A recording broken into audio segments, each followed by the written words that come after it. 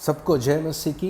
एक और बार परमेश्वर के पवित्र कलाम को लेकर आपके पास आने के लिए खुदा ने मेरे जीवन में एक अवसर दिया, उसके लिए मैं प्रभु को धन्यवाद करता हूँ। मैं आशा करता हूँ कि आप सब प्रभु में आनंदित होंगे और उसके प्रेम में, उसके विश्वास में और उसके वचन में आगे बढ़ रहे होंगे। परमेश्वर का वचन पढ़ने से, सुनने से और मानने से हमें आशीष है। इसलिए आइए हम परमेश्वर के इस वचन को ध्यानपूर्वक सुने, पढ़ें और मानने के लिए समर्पित करें। उत्पत्ति की किताब 32 अध्याय उसका 24 से लेकर 26 तक का वचन हम शुरुआत में पढ़ेंगे। उत्पत्ति 32 24 से 26। और याकूब आप अकेला रह गया, तब कोई पुरुष आकर पौ फटने तक उससे मल्लयुद्ध करता रहा। जब उसने देखा कि मैं याकूब पर प्रबल नहीं होता, तब उसकी जांघ की नस को छुआ। सो याकूब की जांघ की नस उससे मल्लयुद्ध करते ही करते चढ़ गई। तब उसने कहा, मुझे जाने दे, क्योंकि बोर हुआ चाहता है। याकूब ने कहा, जब तक तू मुझे आशीर्वाद ना दे, तब तक मैं तुझे जाने ना दूंगा। आप समझ गए होंगे कि मैं किस व्यक्ति के बारे में आज बात करने जा रहा हूँ। जी हाँ, याकूब एक महत्वपूर्ण पात्र हैं बाइबल के इतिहास में, इस्राएल के इतिहास में, और परमेश्वर के उस महान कार्य में याकूब का एक बड़ी भूमिका है।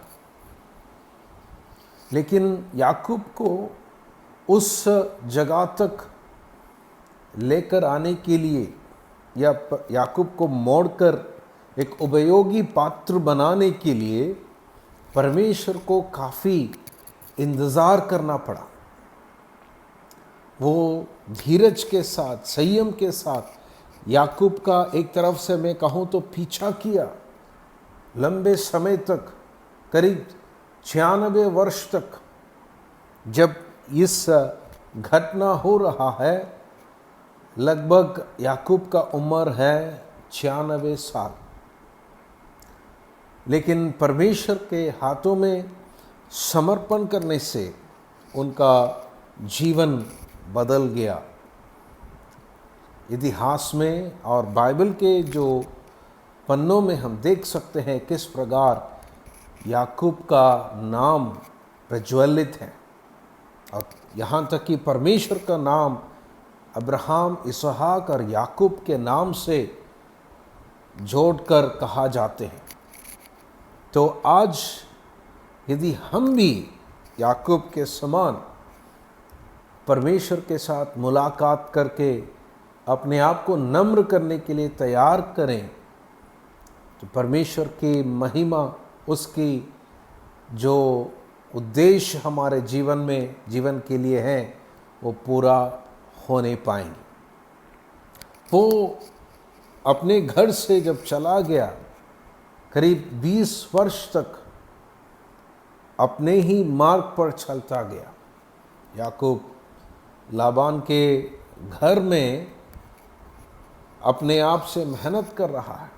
एक स्वार्थी व्यक्ति, स्वयं निर्भर एक व्यक्ति, किसी के ऊपर उसका भरोसा नहीं है, मेहनत तो कर रहा है। लेकिन इस पद में जब हम देखते हैं, उनके जीवन में एक ऐसा अवस्था, ऐसा घड़ी आ गया कि वो अकेला हो गया। याबोक के नदी के उस तट पर अपने सब कुछ, अपनी सारी संपत्तियों को उस पार करके याकूब यहाँ पर अकेला हो गया। और परमेश्वर का पुरुष या परमेश्वर की उपस्थिति, परमेश्वर का स्वर्गदूत उससे मुलाकात करने के लिए, उससे लड़ने के लिए आप पहुंचा, क्योंकि परमेश्वर को पता था अगर अभी याकूब के जीवन में एक बदलाहट नहीं आया, तो हो सकते याकूब हमेशा के लिए मेरा उद्देश्य से चले जाएंगे, दूर हो जाएगा, यहाँ तक कि वो नाश हो जाएंगे। सब कुछ पाने के बावजूद भी इस प्रार्थना में या इस मल्लयुद्ध के बीच में याकूब उस पुरुष से क्या कह रहा है? 26 आयत में इस प्रकार लिखा है, जब तक तू मुझे आशीर्वाद ना दे तब तक मैं तुझे जाने ना दूंगा। कौन सी आशीर्वाद के बारे में बात कर रहा है? क्या याकूब के पास कोई कमी है?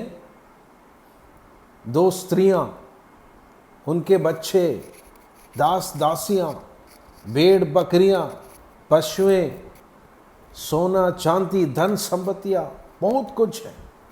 वो अपने भाई से डर के क्या किया, वो सारे संपत्तियों को 3 भाग में विभाजित किया और उसको पहला, दूसरा, तीसरा इस प्रकार वो आगे भेज रहा है। और उसमें से काफ़ी अपने भाई के लिए दान के रूप में उसने अलग किया। इतना संपत्तियों को पाने के बावजूद भी यहाँ पर इस याबोक के तट पर खड़े होकर याकूब बोल रहा है, परमेश्वर जब तक तू मुझे आशीर्वाद ना देगा तो मैं तुम्हें नहीं छोड़ूंगा।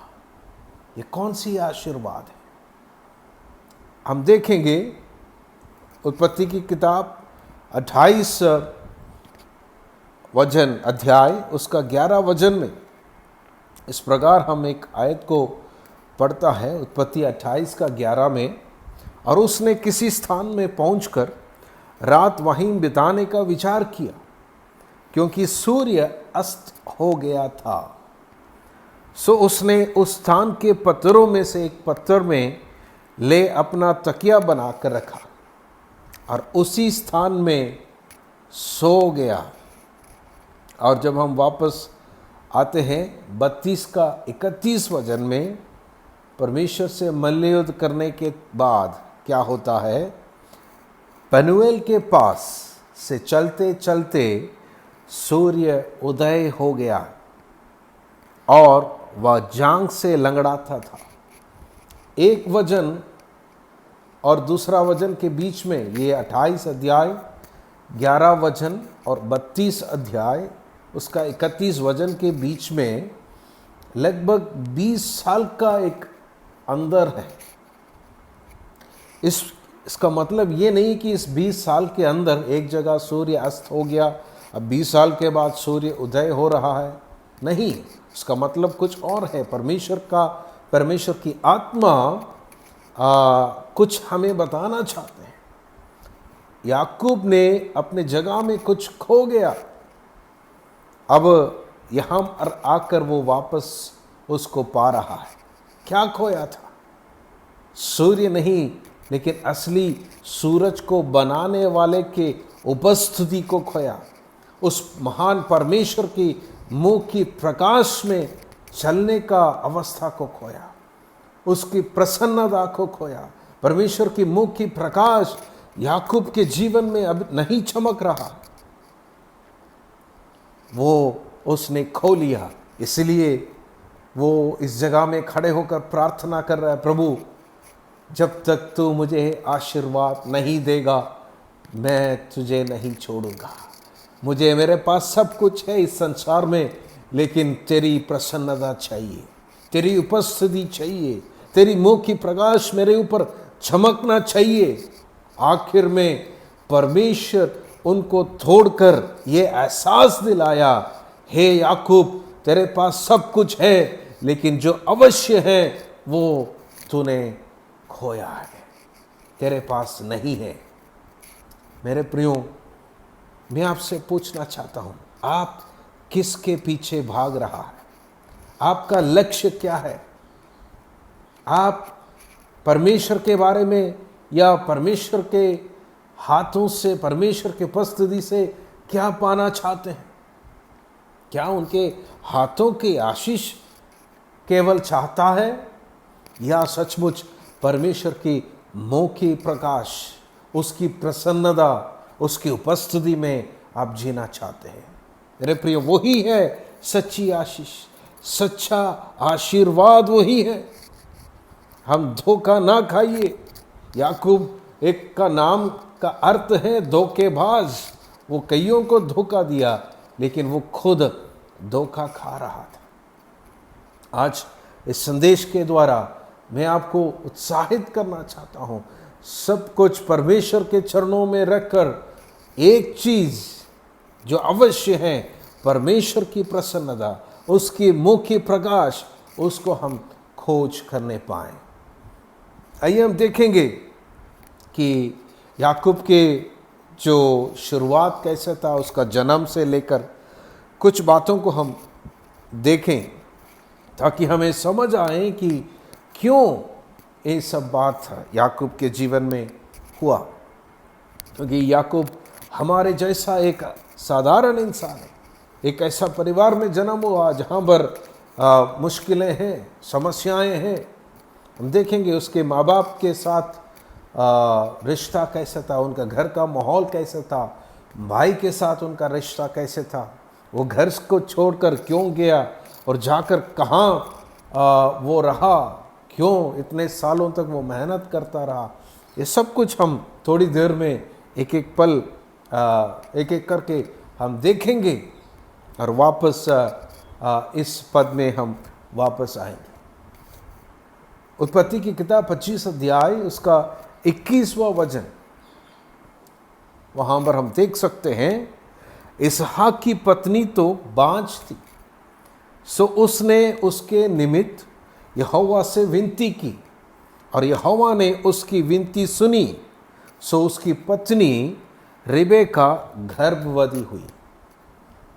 इसहाक की पत्नी रिबेका यानी याकूब के जो माँ एक बाँझ स्त्री थी, उसका कोई संतान नहीं था। लेकिन क्या हुआ कि इसहाक ने परमेश्वर से प्रार्थना किया। उसका पिता अब्राहम से इसहाक ने कुछ सीखा था प्रार्थना के बारे में, परमेश्वर पर विश्वास करने के बारे में। वो अपने जीवन में लागू किया और परमेश्वर उसका प्रार्थना सुनकर उत्तर देता है। लेकिन हम अगला पीढ़ी में जब जाते हैं, याकूब के जीवन में वो अपने पिता से ज़्यादा कुछ सीख नहीं पाया।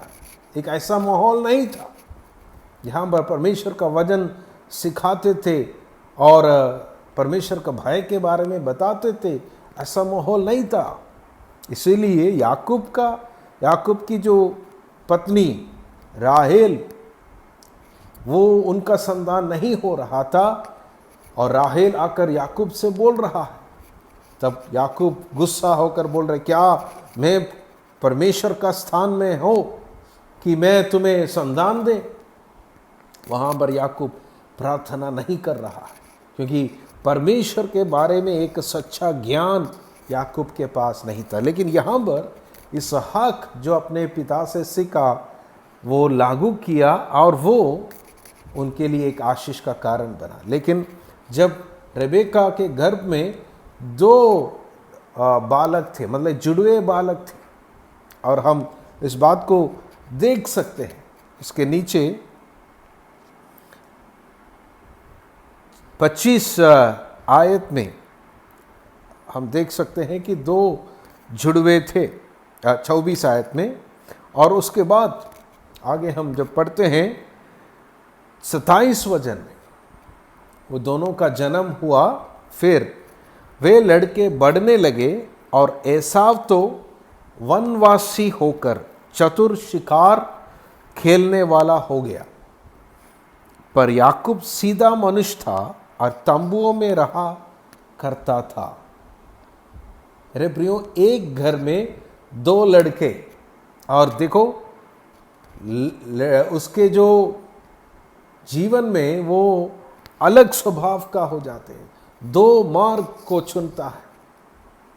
एक ही परिवार जो एक तरफ से बोलेगा तो चरवाहा का काम करते हैं, भेड़ बकरियां बहुत है, और उसी माहौल में एक अपने घर से निकलकर घर में वो अपना स्थान ढूंढ नहीं पाया या वो उनको महसूस नहीं कर पाया। हो सकता है इसीलिए एसाव जो बड़ा पुत्र है अपने घर से निकलकर हमेशा बाहर रहते थे, वो एक वनवासी हो गया, वो शिकार करने लगे। लेकिन याकूब हमेशा घर में रहता था। यहां पर हम देख सकते हैं कि दोनों अलग स्वभाव के क्यों हुए। एक ही घर में पैदा होने के बाद मैं थोड़ा सा इनके घर के बारे में, घर के माहौल के बारे में, इनके परवरिश के बारे में आपको बताना चाहता हूँ, क्योंकि हम भी इन दिनों में ध्यान दें। जो माता पिता मुझे सुन रहा है, जो जवान, जो शादीशुदा लोग जो मुझे सुन रहा है, आप अपने जीवन में इन बातों को ध्यान दें कि हम अपने बच्चों को सही परवरिश देना चाहिए और परमेश्वर का भय में उनको सिखाने के लिए, परमेश्वर का वचन उनको सिखाने के लिए हमें गंभीरता से समय निकालना चाहिए। उनको परमेश्वर के अनुग्रह की और अनुग्रह की मार्ग में चलने के लिए हम उन्हें हमेशा प्रोत्साहन देना चाहिए। नहीं तो वो अपने अपने मार्ग चुनकर बाद में हमारे लिए दुख का कारण बन सकता है। यहाँ पर याकूब के बारे में देखें तो वो एक सीधा मनुष्य था, बाइबल कहता है, और वो हमेशा अपने घर में या तंबू में रहता था, घर का काम देखभाल करता था। लेकिन फिर याकूब बिगड़ा कैसे, धोखेबाज कैसे बना। 28 वचन हम जब देखते हैं, और इसहाक तो एसाव के आहेर का मांस खाया करता था, इसलिए वह उससे प्रीति रखता था, पर रिबेका याकूब से प्रीति रखती थी। माँ के लिए और पिता के लिए, माँ बाप के लिए, दोनों के लिए अलग अलग एक चॉइस। बच्चों में से एक को माँ पसंद कर रहा है, दूसरे को बाप पसंद कर रहा है। मेरे प्रियो, मैं आपको बताना चाहता हूँ, ऐसा कभी नहीं होना चाहिए। इसहाक के बारे में अगर एक शब्द बोले, इसहाक एक धर्मी व्यक्ति था, प्रार्थना तो करता था, शांत स्वभाव का भी होगा, परमेश्वर का भय मानने वाला भी होगा, लेकिन वो अपने घर में अपना सही स्थान लेकर अपने कर्तव्य को, जिम्मेवारियों को निभाने में एक अच्छा उदाहरण के रूप में, एक आदर्श के रूप में अपने बच्चों के लिए शायद असफल हुए। हो सकते हैं वो एक परिवार के अंदर एक निष्क्रिय, पैसिव व्यक्तित्व था, पर्सनालिटी था। ऐसा होने के कारण क्या हुआ कि उनकी पत्नी रिबेका, जो एक सक्रिय व्यक्तित्व है, एक एक्टिव पर्सनालिटी है, वो बातों को अपने नियंत्रण में लेना शुरू कर दिया। मेरे प्रियो, परमेश्वर वचन में साफ बताते हैं कि परिवार के अंदर अधिकार का एक क्रम है। परिवार का सर यीशु मसीह है, और उसके नीचे पति है, उसके नीचे पत्नी है और बच्चे हैं। हम सब उस क्रम में जब परमेश्वर का भय मानकर, प्रेम कर जब आगे बढ़ेंगे अपने अपने कार्य को, कर्तव्य को निभाते हुए, तभी वो परिवार के द्वारा परमेश्वर का महिमा होगा।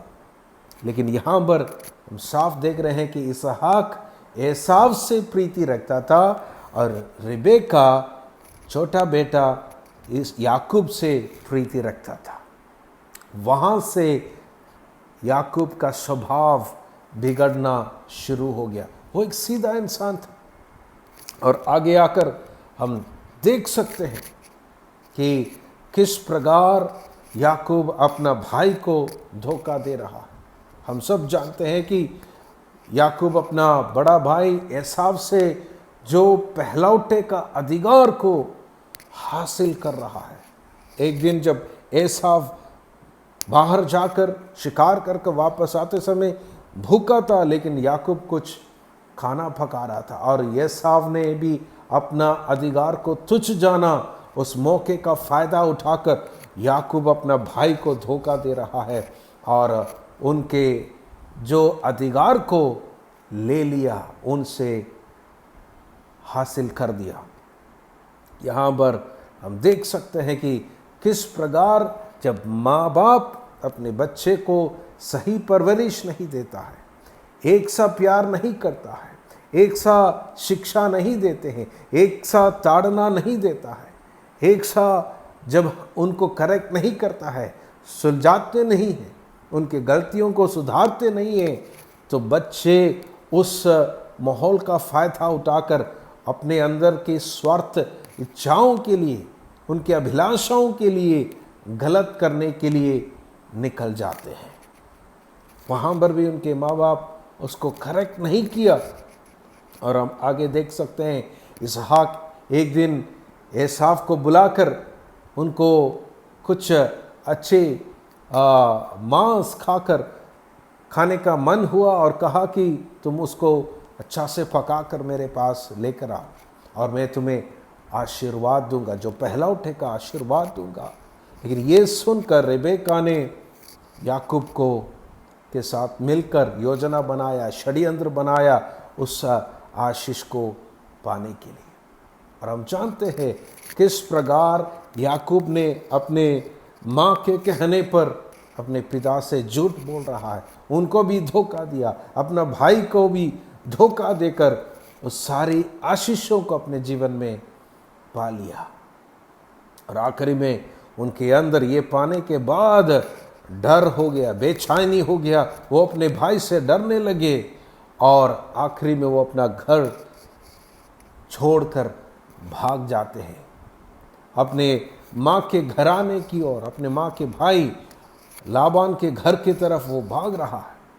भागते भागते एक जगह में आकर वो रात को आराम किया, और लेकिन वहाँ पर भी परमेश्वर उससे मुलाकात करने के लिए कोशिश किया, उनको एक सपन दिया और सुबह उठकर सपन तो वो देखा, वो एहसास भी हुआ कि परमेश्वर की उपस्थिति यहाँ पर है, लेकिन वो समर्पण नहीं किया। वहाँ पर भी वो केवल मन्नत मांग रहा है, परमेश्वर से एक मन्नत मांगा और ये सब बोला, प्रभु मुझे ये सब दें, मुझे कपड़ा दे, मुझे खाना दे, मुझे सुरक्षित रखें और मुझे वापस लौटा कर ले आएंगे तो मैं यहाँ पर परमेश्वर के लिए एक भवन बनाऊंगा और वेदी बनाऊंगा और मैं अपनी सारी संपत्तियों में परमेश्वर को दशवांश दूंगा। वो एक मन्नत की रिश्ता है मेरे प्रिय। आज कई मसीह लोग एक मन्नत के रिश्ता लेकर चल रहा है परमेश्वर के साथ, परमेश्वर को केवल उतना एक व्यापारी समझा है, एक बिजनेस डीलिंग कर रहा है। ये व्यापारी का साथ जैसे डील करता है वैसे कंडीशनल नियमित रूप पर एक संबंध निभाने वाले हैं अधिकतर मसीह लोग। परमेश्वर वो नहीं चाहते हैं। फिर भी परमेश्वर याकूब के साथ रहा, परमेश्वर अपनी जिम्मेवारी को, अपना जो भाग को अच्छा से निभाया, उनको सुरक्षित रखा, संभाला, उनको सब कुछ दिया। लेकिन याकूब परमेश्वर के हाथ में समर्पण करने के लिए इस 20 साल में, उस 74 साल की उम्र में वो भाग रहा है वापस, 96 साल की उम्र में वो वापस, और 20 साल वो हारान में लाबान के घर में बिताया। वहाँ पर हम जानते हैं किस प्रकार लाबान ने याकूब के साथ धोखा किया।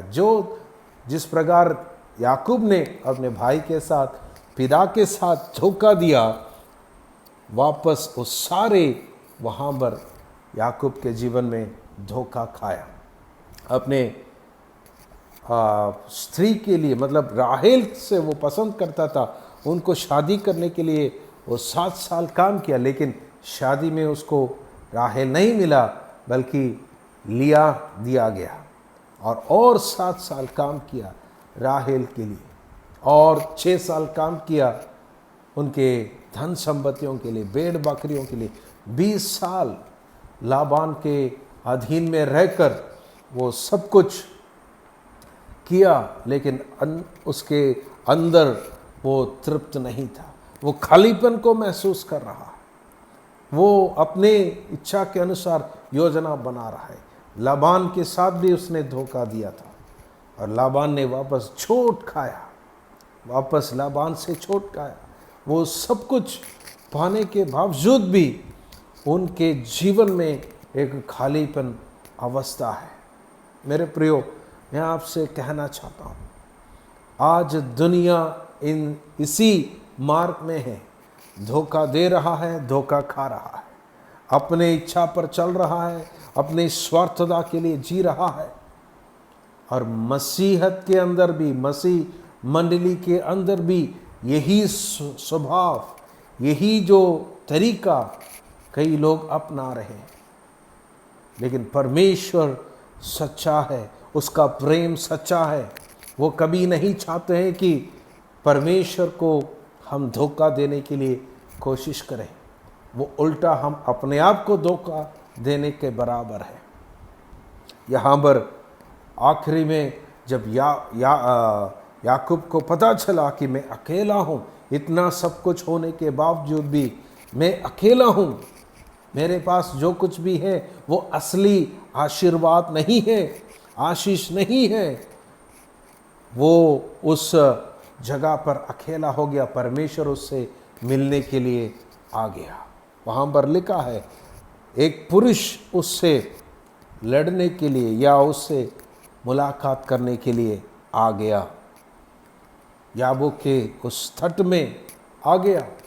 याकूब परमेश्वर के साथ नहीं, परमेश्वर इनको ढूंढ कर आ रहा, क्योंकि वो भागते भागते भागते परमेश्वर की राह से वो काफ़ी दूर हो गया, परमेश्वर की उपस्थिति से वो दूर हो गया। और यहाँ पर आने के बाद भी वहाँ पर एक शब्द इस प्रकार लिखा है, और याकूब आप अकेला रह गया। 24 आयत, तब कोई पुरुष आकर पाँव फटने तक उससे मल्लयुद्ध करता रहा। जब उसने देखा कि मैं याकूब पर प्रबल नहीं होता, याकूब से मल्लयुद्ध करने वाला कोई साधारण व्यक्ति नहीं है, परमेश्वर है। परमेश्वर, कई लोग बोलते वो परमेश्वर ही था, तो परमेश्वर का दूध है। क्या परमेश्वर से, परमेश्वर के दूध से याकूब जीत लिया, या परमेश्वर इनके ऊपर जीत नहीं कर पाया? उसका मतलब वो नहीं है।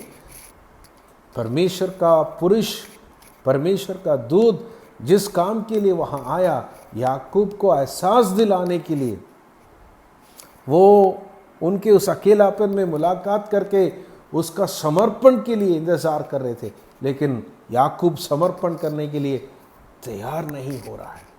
वो अपने स्वयं को पकड़ के रखा है, अपने स्वार्थता को पकड़ के रखा है, यहाँ तक कि वो अपने पत्नी राहेल से भी प्यार नहीं करते। हम जानते हैं, देखो अपने भाई एसाव से डर कर वो अपने सारे संपत्तियों को, स्त्रियों को, बच्चों को आगे भेज रहा है कि उनके अंदर डर है कि एसाव सबको मार डालेगा। वो सोच रहा है कि अगर मार रहे तो पहले उनको मारने दो, मैं इधर आखिरी में रहूँगा, वे बच जाएंगे। तो उनके सारी कमियां वहाँ पर साफ साफ प्रकट होने के बावजूद भी वो अंगीकार करने के लिए तैयार नहीं हुआ। आखिरी में परमेश्वर उनके जो जांघ के नस को छुआ, उनके पैर को छुआ, उनका सॉकेट को छुआ, हिप जॉइंट को छुआ, और उसको, उसका नस वहाँ पर लिखा है छड़ गई। मतलब एक, और उनके अंदर परमेश्वर का हाथ उनके ऊपर आ गया। उनका जो सेल्फ स्ट्रेंथ को, सेल्फ डिपेंडेंसी को परमेश्वर ने वहाँ पर छुआ, तोड़ दिया।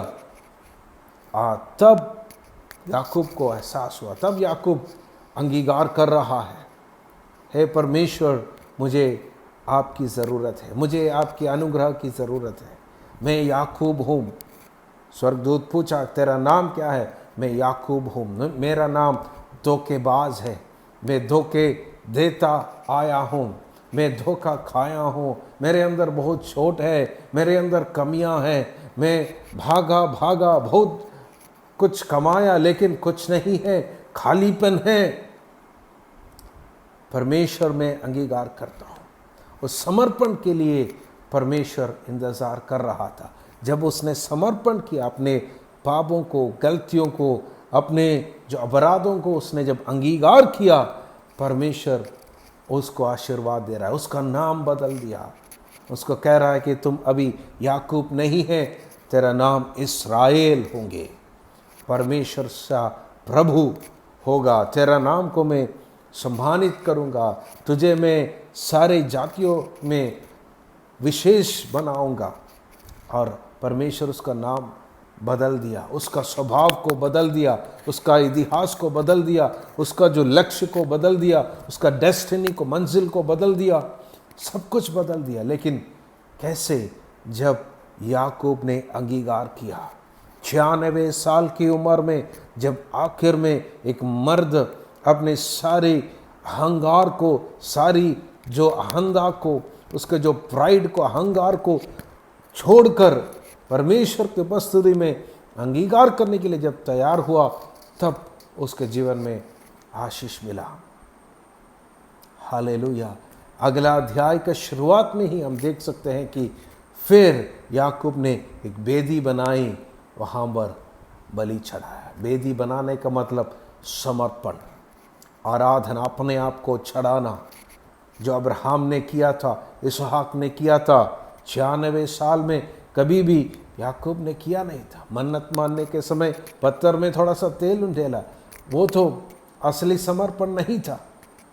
लेकिन जब आखिरी में परमेश्वर उनको छोड़ दिया, उनको छुआ, जब उनको एहसास दिलाया, वो परमेश्वर के चरणों में अपने आप को समर्पण किया। मेरे प्रियो, आज हमारा रिश्ता कैसा है? हमारा संबंध कैसा है?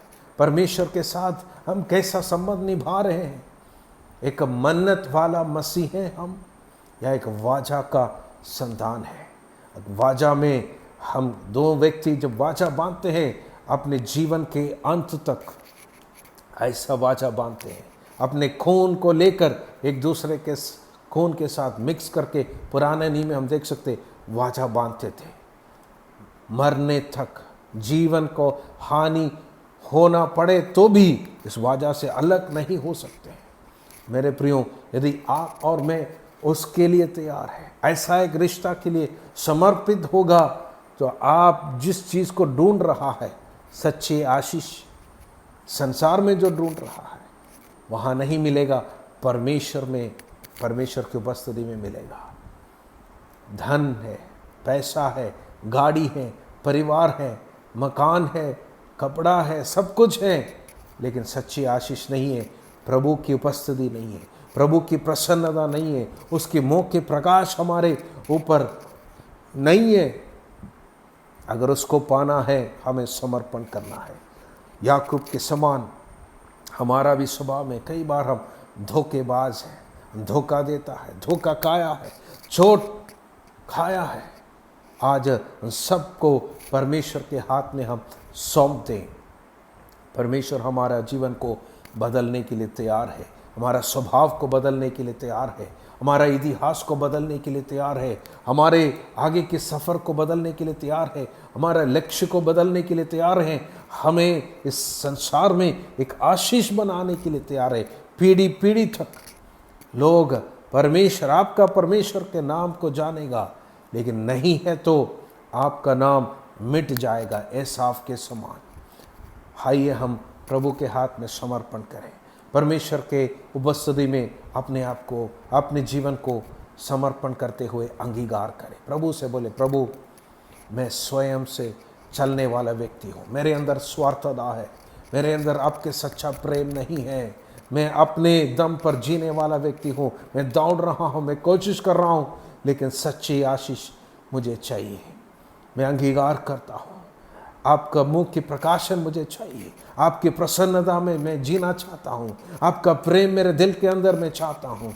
मुझे मदद कर परमेश्वर, मुझे सहायता कर परमेश्वर, मुझे छू ले परमेश्वर। मेरे इस शारीरिक जो ताकत को आप कमज़ोर कर दे, मुझे तोड़ कर बनाए, याकूब के समान मुझे तोड़ कर बनाए। मेरे नाम को बदले, मेरे ज़िंदगी को बदले, मेरे इतिहास को बदले। और मेरे भविष्य को बदले, आपकी इच्छा पर मुझे चलाए।